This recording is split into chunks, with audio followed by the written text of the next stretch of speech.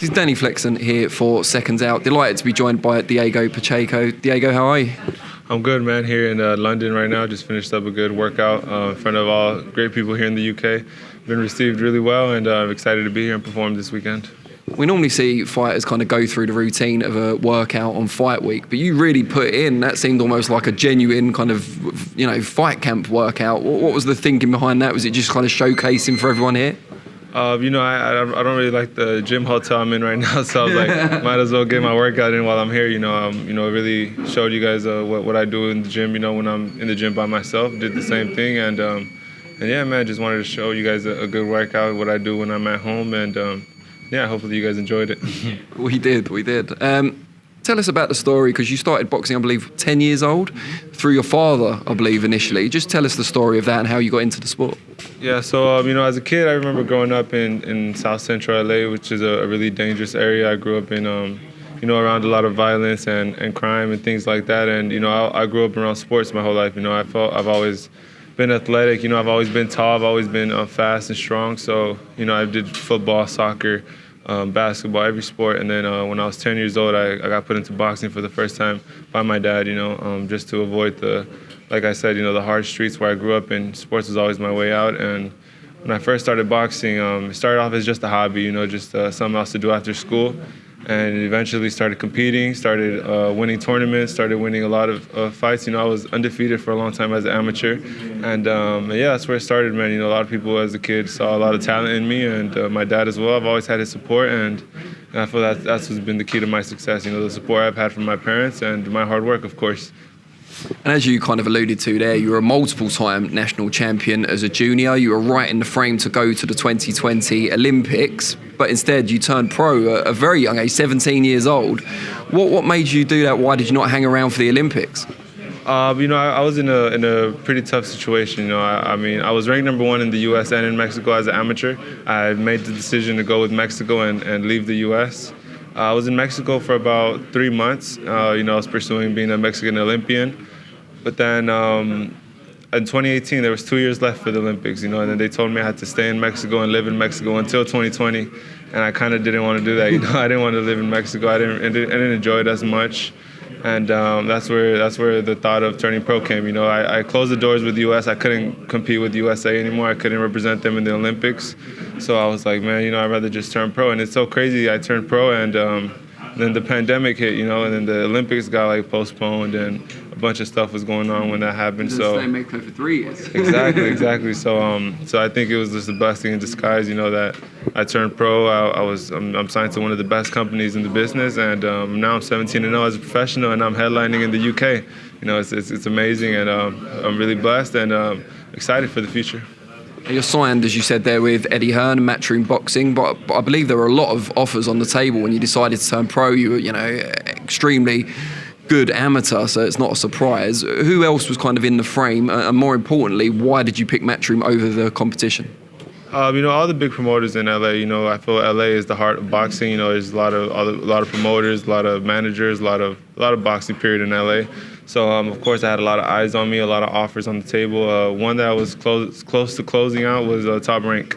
That was really close. I met with Bob Arum at his house, and we negotiated for a while. And then Eddie Hearn came. They told us he was coming to the U.S., starting his Matchroom USA in the States, and we just thought it was a great opportunity. Eddie, when we first talked to the people from Matchroom, it was great. Negotiated a great contract, and yeah, now here we are, man. I'm extremely grateful for their support and their guidance, and yeah, man, I'm here to put in all the work to get to where I want to be. So is it kind of the opportunity to be a focal point of that, Matchroom launching in the US, whereas with Top Rank, very reputable, done great record with Hispanic fighters, of course, but there's a big stable there, and maybe you'd get lost in the shuffle, whereas you wouldn't with Matchroom. Right, exactly. That's what came to my mind. That's one of the factors that played a role in signing with Matchroom. Just the opportunity, the great platform of DAZN, starting off with I remember when they first announced the monthly membership, that was completely new. So we thought that was great. That was the future, and yeah, man, we see it. They're doing great. I'm one of their hottest prospects, soon to be a contender and a future world champion. What's Bob Arum's house like? Real lonely, real big and lonely. I remember it was some great food. He had a great chef there, cooked us some great food. It was a great conversation. Just hearing him talk about all the experiences he's had in boxing, from Mike Tyson to all the greats in the past. It was really great, man. But I didn't take that route. I'm over here with Matchroom, and that's what it is. Now, you work with Jose Benavidez Sr., of course, back in camp. Presumably he's working with David at the moment for the Caleb Plant fight. But how did you guys kind of hook up, and what's your relationship like? So I first hooked up with Team Benavidez in 2020 when the pandemic first hit.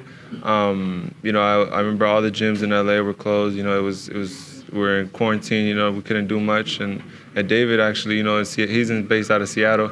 It was the same thing. Everything was closed, and he just reached out and told me if I wanted to come down and train with him in his gym and spar with him and just Did you know him already? No, I didn't. It was just out of the blue. He DM'd me, on Instagram, and I was like, of course, I'm always looking to get better. I want to work with the best, and he flew me out to Seattle. I was staying with him at his house. We're doing everything together. Running in the morning, going sparring in the daytime, and then strength and conditioning in the evenings. We're doing everything together, and I feel like that's where I kind of saw what I was missing. I felt like that was my first real training camp. When I was in LA, it wasn't the same thing. I had my coaches from when I was an amateur. It was a hard transition, but I feel it was the best decision I've ever made. Now I'm based out of Seattle, training and living out of there, and I couldn't be happier. All I do is eat, sleep, and dream boxing. It's all I do, and I couldn't be more happy with where I'm at right now. Seahawks fan now? Honestly, I'm not too much into American football. I'm more into just boxing and basketball. It's always been my two sports. I'm a LA Rams fan. It's good that you're staying true to where you're from. We talked about David there, of course, and he's got a big fight coming up. You guys have exchanged, thousands of punches now over those sparring sessions. We can see some of it on YouTube. Just tell us about those sparring sessions and how they've helped bring you on to where you are now.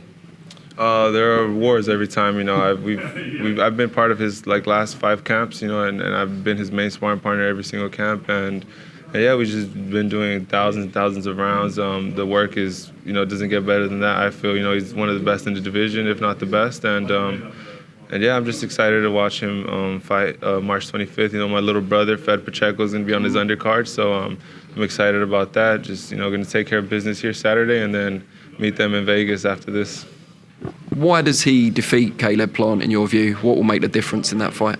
I just feel he's a lot stronger. He throws punches in bunches, and I feel that's going to be a key factor for beating Caleb Plant. I feel Caleb hasn't fought anyone who's put the pressure like David, and I just see David coming out on top. He's a warrior. He works extremely hard, and I don't see the fight going any other way. Now, I heard one of your team just now coming out of the changing rooms, the locker room, saying his weight's good, really happy. You're very, very tall. I know you've moved up already from middle to super middle, but you're still only 21 years old. How much of a challenge is it now to make 168, and how do you see that changing in the future? It's not really a challenge at all. Right now I just weighed myself on 169. 1 pound over. We're just surprised because we don't have a scale, so I hadn't checked my weight since I got here. So this is my first time checking my weight, and weight is extremely good. Not worried about that at all. I get to go eat good right now, and I thought I'd be at 168 for a while. Definitely want to win some world titles and then eventually move up to 175. Who is kind of your eyes on longer term? We'll talk about Jack Cullen in a minute, but who are your eyes on long term in terms of winning that world title at 168? If I'm being completely honest right now, I'm only thinking about Jack Cullen at the moment.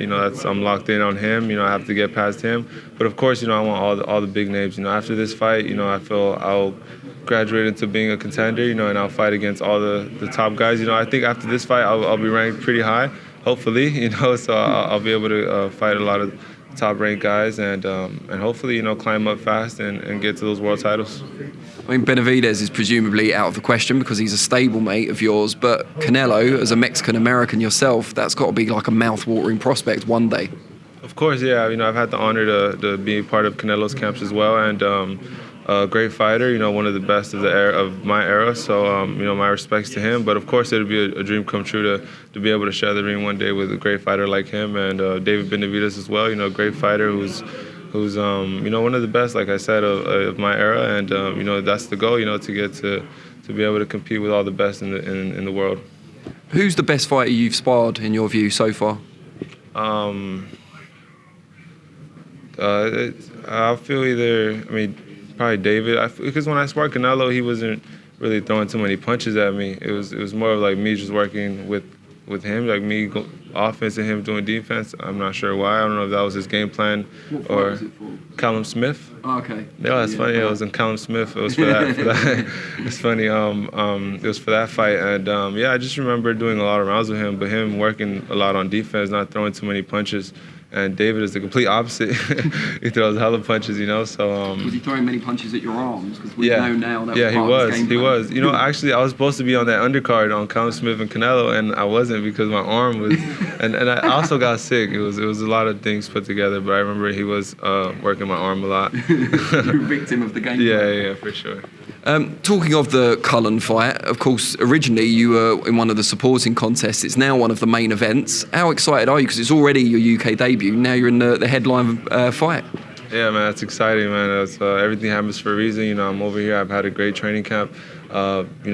Callum, I was excited to be on his undercard, but now he's out, and now I'm headlining. I couldn't be more happy, and just excited to put on a great show and win over some fans here in the UK.